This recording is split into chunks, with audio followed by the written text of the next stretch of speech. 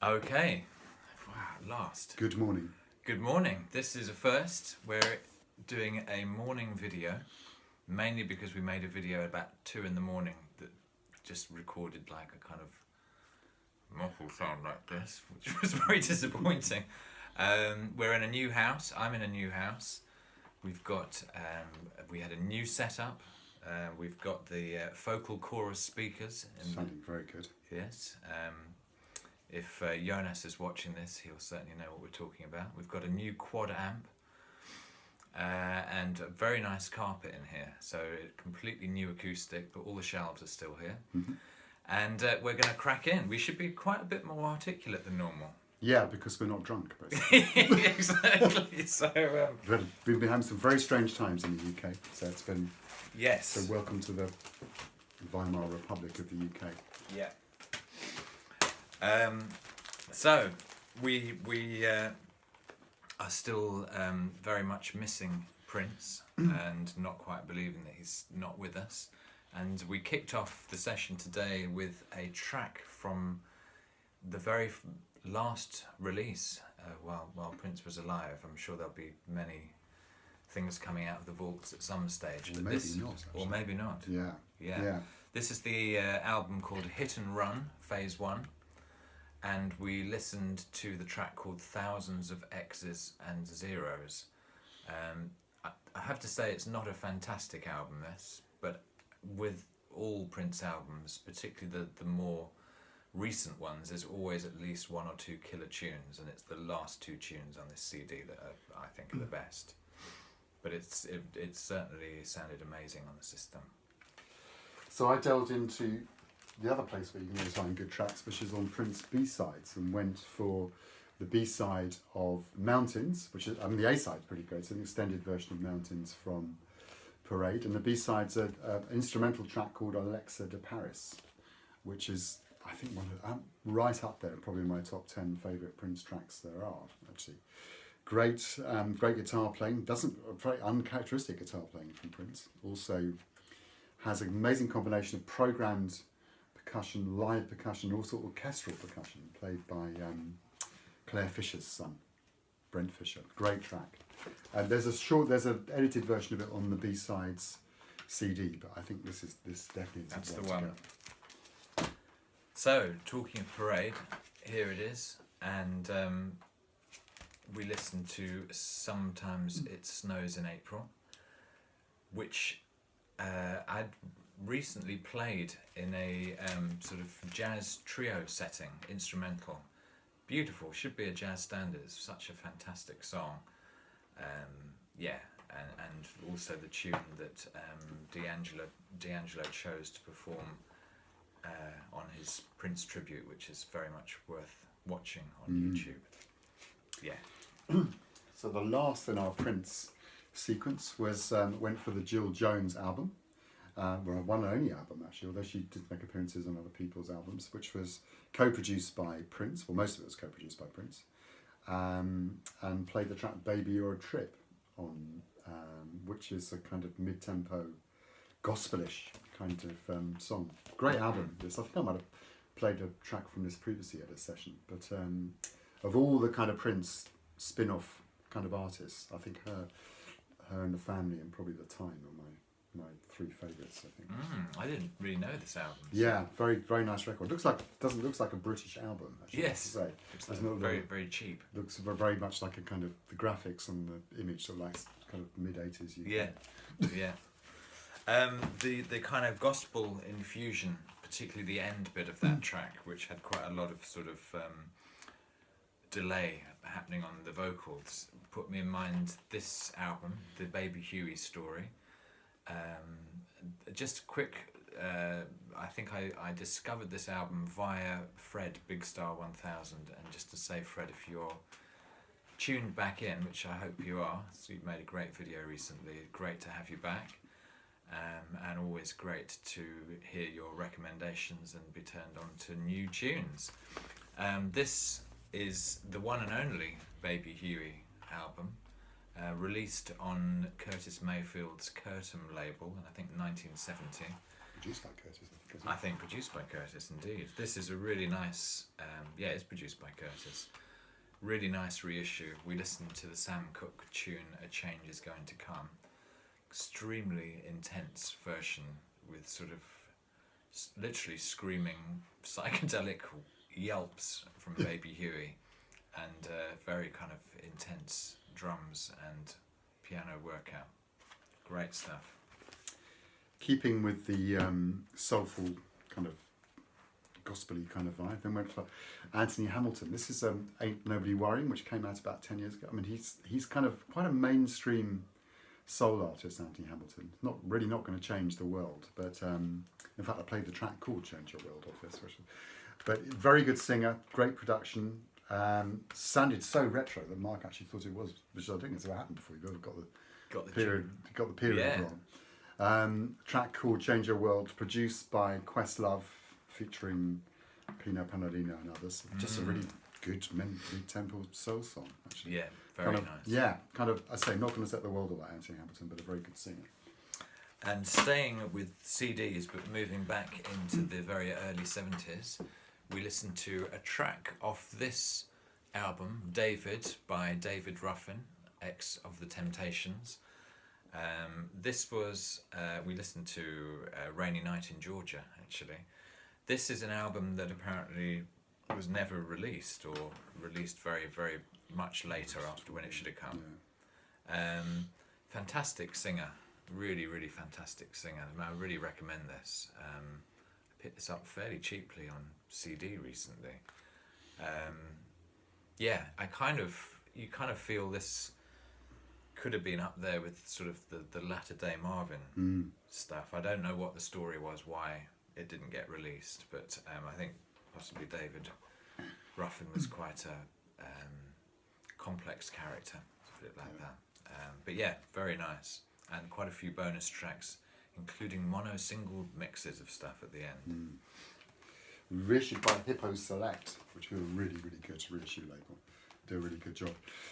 I then went just for Stay from Rufus and Shaka Khan's Ask Rufus, and just really because they are, Street Players, not Ask Rufus at all. Just one of my favourite tracks, one of my favourite singers, just love it really.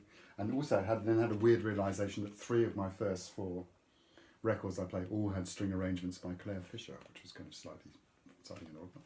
Anyway, classic album. I mean, really, all of the Rufus and Shaka Khan albums are just great. Actually, a fantastic band. Yeah. I think she really, that band kind of gets the mixture of great songs, great playing, great grooves, excellent kind of jazzy interplay. Yeah, absolutely. Really, really nice. And nothing smooth about it. Nothing smooth at all. No. So, obviously, since we were last broadcasting on this channel, we've heard this very sad news of the passing of Bernie Worrell, the master keyboard player, who Thumpfinger has made a great tribute video already to him. We listened to a track off the Parliament Chocolate City album, and it's the title track, Chocolate City. Now, I'd been sort of alerted to, I've had this album for years, but there's a great blog called The Blue Moment, which John had turned me on to a while back, by a UK journalist called Richard Williams. Veteran, really. A veteran, been around since the 60s. And he writes really, really well about music. I highly recommend subscribing to his blog, and it's pretty much every week something comes up. Anyway, he'd done a really nice piece about Bernie's playing, and in particular the kind of gospel piano on this track, which is great. Which is Chocolate City itself. And a radical track. Yeah. On many levels. And yeah, Bernie's synth playing was completely, Flashlight, the bass line on that is so groundbreaking on so many levels. And we saw an incredible gig at the Barbican. Several, how many years ago? Long time ago. Yeah.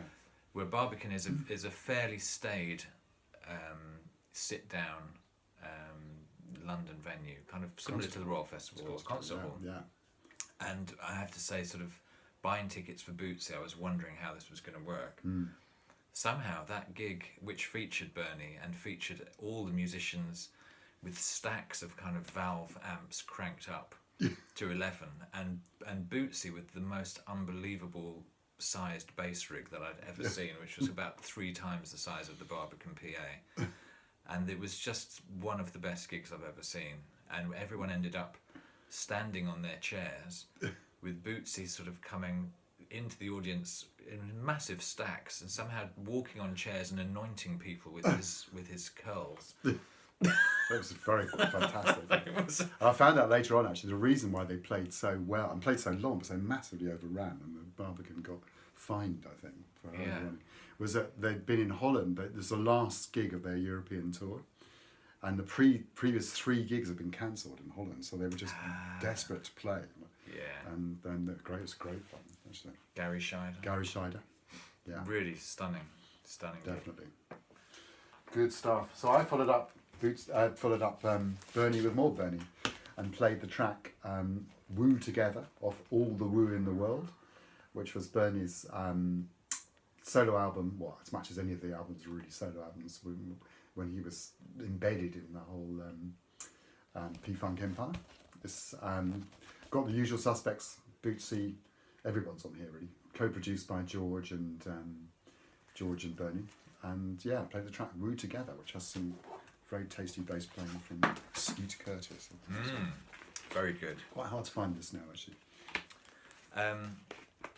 We followed that up with a album from another innovative keyboard player who also has passed away fairly. Actually, no, he's been gone for a while, hasn't he? Weldon.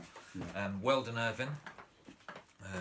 Not a new person to the VC, but the track the track Walk That Walk, Talk That Talk from the album Cosmic Vortex, which was I can see it was a $10.99 reissue, which was a bargain. Sounded great. Cornell Dupree on the guitar, Gordon Edwards on the bass. Just a really fantastic groove and a great album. All those were issued before vinyl inflation hit, weren't they, actually? Oh, were they? Yeah, it was mine. I think mine was like 10 quid as well. Yeah. So keeping with the funky side of things, then went for Tower of Power from Back to Oakland. We never played Tower of Power at a session before. No. And played the very famous track Squib Cakes off here, which has some incredible drumming from Dave Garibaldi. I'll just West Coast funk, really. And some incredible fingerstyle funk from Rocco Prestia, who, for the bass players amongst you, was really renowned for his 16th note bass style. And just him and David Garibaldi really real standout drum and bass pairing.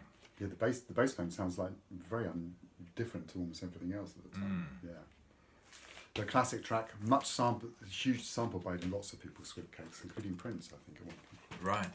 I'm pretty sure this next track off the Isaac Hayes Hot Buttered Soul album has also been sung quite a lot. Hyperbolysyllabisk Dali Mystic is the name of the tune.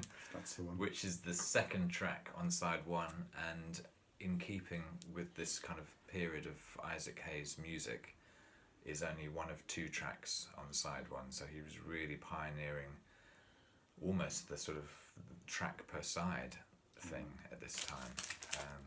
Very sort of bluesy, funky, grooving track, which is just stripped down to bass, drums, piano and voice. Very intense, really strong, and highly recommended if you don't have this album.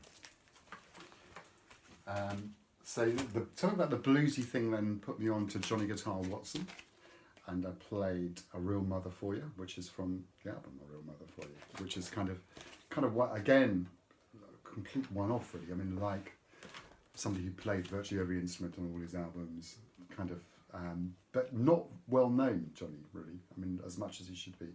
Made the transition from being a straight ahead kind of blues player, really, into being a funk player and all kinds of stuff. Huge influence on Frank Zappa and Prince, actually. Both of them have stated him as a influence. So yeah, it's a 12-inch version of it. I always think he's got this incredibly kind of shiny sound. Yeah, gleaming sound. Gleaming, glistening. Yeah, Yeah. definitely.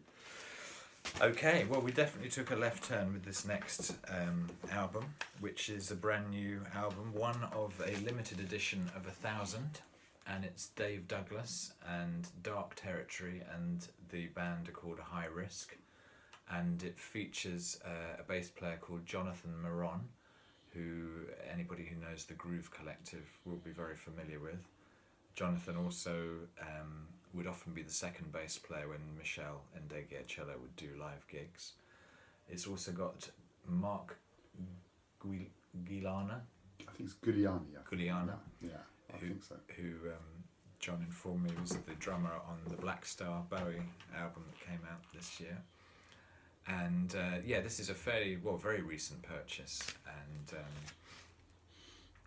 yeah, it doesn't really sound like anything else, I guess. John thought it was tricky at the beginning. But yeah, distinctive horn playing, but kind of quite experimental electronic sort of backdrops. And it is quite Dark Territory. I think kind of Dave Douglas and Bill Frisell are two artists who just seem to, every album's got a very distinctive kind of feel to it, different lineup and so forth. I don't know quite know what the connection was with Kendrick Lamar, but I just kind of keep on going back to this record, really. I mean, it's kind of we haven't played it at a session either, which was just seems to me it's from To Pimp a Butterfly, almost kind of got kind of D'Angelo Black Messiah kind of status. I think now it's just a fantastic record. Played the track King Kunta from here. Yeah, just recently had the CD for a couple of years, but recently picked up the vinyl, which is, and I have to say the side A of 4 on this is just absolutely classic stuff. So yeah, really definitely one of the landmark. Great production. Great production. Lots of different producers, but somehow I've got a really kind of integrated kind of sound to it as well. Great playing, Kamasi Washington, Thundercat, all kinds of people. Well, talking of great hip-hop productions, we had Slum Village's fantastic Volume 2 next up, and the track Jealousy, obviously the J Dilla production, hallmark sound. I mean, just fantastic. Hard to describe, but just an incredible kind of keyboard hook, which just draws you in. Very, very kind of original sound. That was definitely the one. Yeah. And I think we must have had a break, and I think as we're going, we seem to have gone back politically to the 1970s in the UK. So we might as well go back and hear The Sound of Summer from 1976. I really remember this and Steely Dan as being the kind of classic sounds of 1976, and I played the track Lowdown off here, which has this incredible kind of drum groove from Jeff Porcaro on it. So Boz Scaggs from, what's the album called? Silk Degrees, the track Lowdown, which really reminded me of exactly 40 years ago. I kind of feel that track had a sort of hint of guilty pleasure about it. Yeah, completely. As this, I picked this album up, which is Maria Muldaur's, I think it's just Midnight. called, that's just called Maria Muldaur's self-titled album, produced by Joe Boyd and featuring a cast of amazing musicians, including Ry Cooder and Jim Keltner and Dr. John. And we listened to the fantastic Midnight at the Oasis, which just did sound really, really great, actually. Lovely production. Very nice album. A great guitar solo from Amos Garrett on there as well. Very good guitar solo. Now firmly sitting in the 1970s, Yes. then went for J.J. Cale classic album Naturally, and also really one of my favourite songs ever, I think, which is Magnolia, which is just a great tune, really. Yeah, I kind of like all of J.J. Cale's albums, actually. The only two I'm not crazy about, the two with a couple with Eric Clapton, but the rest of them I just really, really like. Well, there was that sort of oaky, really naturally that period was Definitely. amazing. Yeah. Troubadour was kind of okay. Yeah. All of these albums really remind me of my dad, who's no longer around, but he had his photographic studio in the ground floor of our house, and he went through a very heavy J.J. Cale period, and he always had music on while he was working, so I was always hearing J.J. Cale kind of just floating up. So Yeah. strong memories. I guess just again sort of staying in that kind of mid-70s period, I just wanted to, I'm sure everybody has this album, which if you don't, you really do need it, the John Martin's Solid Air. Absolute classic. My original version, it's so kind of played, it's just very sort of scratchy and dusty, so when I heard that there was newly mastered half-speed Abbey Road versions of this coming out, I signed up for the pre-order, and I have to say it hasn't disappointed. It really sounds amazing, and it's almost like rediscovering the album again for the first time. Really, really beautiful album. Very much doesn't really sound like anything else. Very kind of evocative, melancholy, moody, beautiful, and you know, a very troubled man, John Martin, in fact. But I mean, musically, he could just sound like an angel. Yeah. What track did you play? I played Don't Want to Know. Yeah. And that track has vibes from Tristan Fry, the classical percussionist, very prominently on it as well. And something about the vibes made me go for Gary Burton, really. And there's a whole run of Gary Burton albums on ECM from the mid-70s with different combinations of Steve Swallow, Pat Metheny, Mick Goodrick and so forth on them. I just love all this record. This one's from Dreams So Real, which is all music by Carla Bley, and played the title track off it, and it sounded amazing. Actually. I mean, I must make sure I pick this one up. 40-year-old recording. Yeah, It sounded absolutely really great. astonishing. Of course, Martin speakers. Yeah. Well, we went even further back in time to 1961 with some Art Pepper, the Art Pepper Quintet, the album Smack Up, and the self-penned track in a 5/4 time signature called Las Cuevas de Mario, which is the second track on the side two. I don't know, something about this tune, I just have always loved it, and it's one of the solos that I can almost, when I hear it, I can sort of sing along with the solo. It's kind of quite weird. It's just very distinctive. Really nice. Very good indeed. Then went kind of forward a bit in time. No, back a bit. No, forward a bit in time. And played.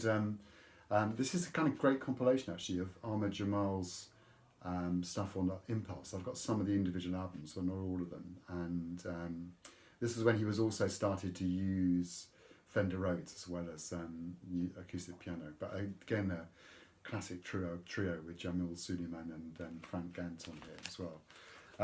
Played Stolen Moments off here, which is of course the Oliver Nelson tune. Great version of it. Yeah, really good.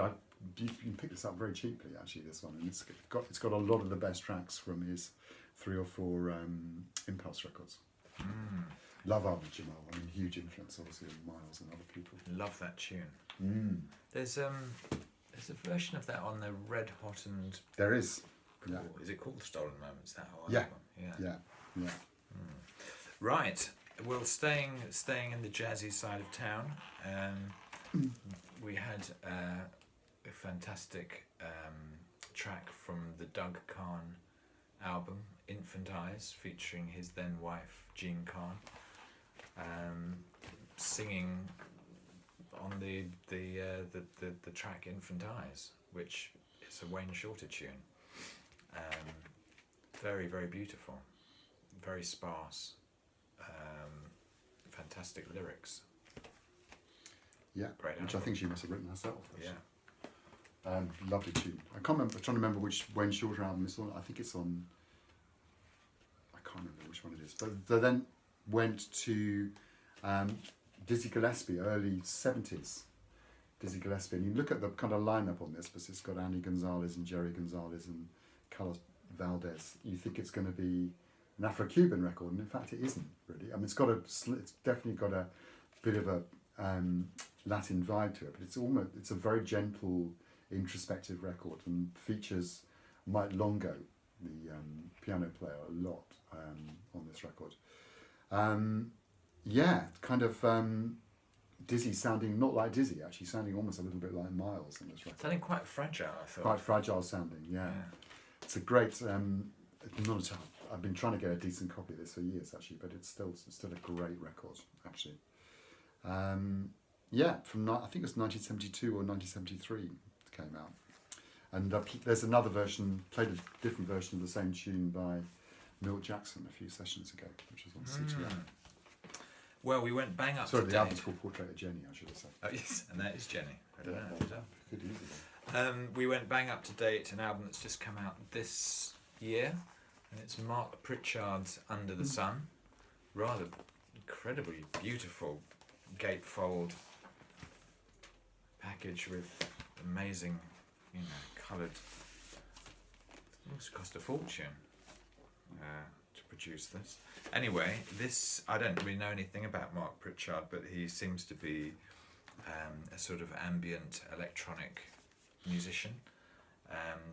This album has a mix of vocal tracks with guest vocalists, including Bibio, Tom York, and Linda Pahax, mixed in with instrumental tracks. Works really nicely as a whole piece, and we listened to the Tom York track, which featuring Tom York, Beautiful People. I'm still a fairly recent purchase, but I'm enjoying this. It's nice. Linda, I don't know how you pronounce her second name, Pahax with a H, she's got a very nice, very good solo record out of her own, actually, which is very good. Perhaps, maybe. Pahax, who knows? Don't know. Then went for an extract from, I think you probably realised that I'm a bit of a Jim O'Rourke fan, but a middle section from The Visitor, which is Jim O'Rourke's kind of one continuous piece with lots and lots of overdubbing, lots and lots of kind of interesting kind of build on. Starts off basically with acoustic guitar, then builds into something very, very different over its 38 minutes. Came out I think 4 or 5 years ago, this one actually. So it's from The Visitor. Great piece to listen to all the way through. Definitely listen to it on vinyl or on CD, I think. Don't listen to it in any other format. Not that anybody on the VC would ever listen to anything else, but yeah, very good record. I think following in the sort of more kind of reflective sounds. This is the new Radiohead album, which I'm sure many people either have or have listened to. A Moon-Shaped Pool, which I have to say has been the perfect sort of post-Brexit soundtrack for me. We listened to a track called The Numbers. Really great fusion of great songwriting, nicer kind of live, acoustic instruments, electronica, strings, very moody, quite melancholy, quite unsettling, lots to listen to. I mean, as ever, the fantastic production of Nigel Godrich as well. Yeah, featuring the London Contemporary Orchestra quite heavily. Who are a pretend orchestra.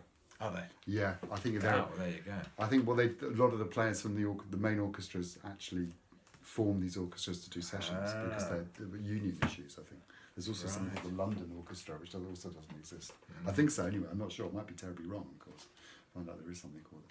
I'm not exactly sure what the connection was between Radiohead and Frank Zappa, but played. Zappa heads will know Watermelon in Easter Hay.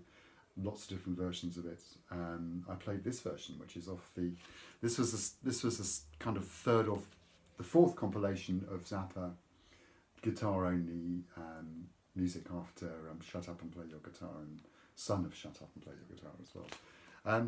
Just a great guitar solo really, and this is the kind of live version with the audience going completely insane. They were going behind completely it. insane. Behind them, it's got an incredibly atmosphere. I don't know whether it's all legit or some of it was manipulated in the studio, but it's got an incredible atmosphere to it. Actually.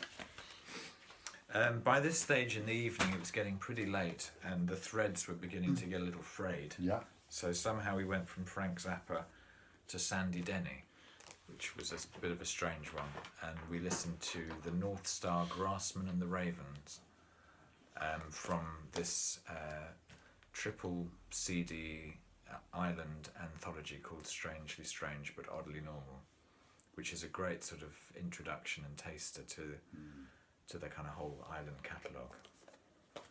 Must admit that all of Sandy Denny's albums are just great, I think, actually, solo records. So went from Sandy to somebody called a contemporary singer called Judy Murphy, who I think is I call a friend of mine as well, actually, who's an amazing. Her voice has got something of the same quality as Sandy Denny. She also sings in a band called Fernhill, who sing in Welsh. Gorgeous voice, just seems to emanate out of her. She's got that kind of same kind of quality of.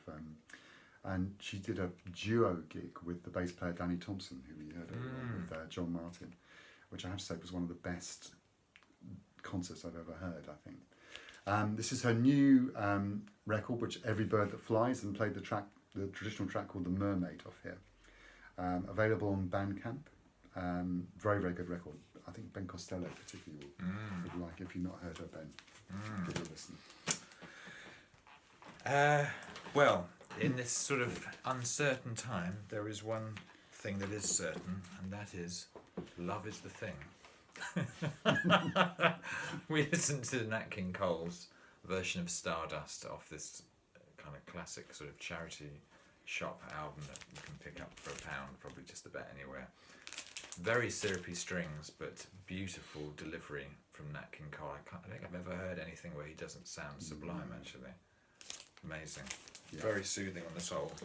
And carrying on in a similarish mode then, we also went for, I think this was a record I inherited from my dad, but I think I actually bought it from my dad, which is Anita O'Day from an album on World Record Club in the UK, and she was singing Bewitched, backed by Oscar Peterson, Herb Ellis, Ray Brown and Milt Holland. I have to say she's one of my, along with Ella and Sarah Vaughan and Helen Morell, she's definitely one of my favourite singers, I think, Anita O'Day. Hard-living woman as well. Very nice version. Got slight huskiness in her voice. Yeah, sounded great. Yeah. Really nice recording. Yeah. And that, at 32 minutes 43, is probably where we need to sign off. Yeah, and we'll see you next time. See you, and just call out to Teddy and others. Oh, yeah, to Teddy, Yeah. to Roger, to Spirit Tweaks, Thumpfinger, Ben Costello. Yeah, just to say, Teddy, I bought Terry Allen with me, but I didn't play him. So. Yes, and I also bought, just a quick Teddy moment. Oops, here it is. On your recommendation, Teddy, Warren Marsh. Oh, yeah, I was going to play some more Marsh as well. There we go. Yeah. Anyway. See you later. See you, folks. Take care.